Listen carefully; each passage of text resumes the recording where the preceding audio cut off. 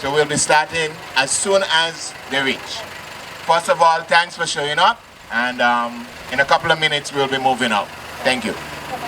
Hoy nos tem dia histórico que o ministro-presidente Mike Eamon a declarar hoy oficial dia nacional de comemoração de esclavitud, que agora aboli em 1863. Okay, so the key word. Okay.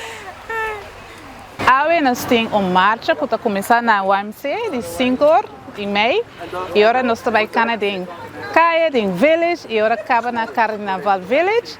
Depois nós temos o main event que está começando setor Teco de sonor, nós temos grupo de bailador, poeta, spoken word, drone show e para close nós temos tsunami. Também nós temos diferentes vendedores que têm comida local, típico comida de africano. Hábito dedicado para nós, gente antepassada de agora abolir a esclavitud. É dia histórico para pensar para Aruba.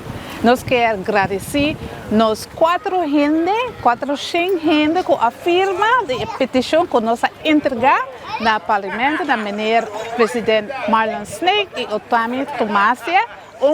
Grande danke para Nantur e danke para toda gente que a suporta nos causa. Me sinto hoje também uma emoção tremenda, uma alegria que nós por fim dona-nos antepassaram respeito, honor, gratitude me por visão. Darkness engulfs souls they dare not speak. Para nós, gente não, nos antepassaram tudo de ciência não. Mas compreender, nós antepassaram está sendo forte na sobreviver.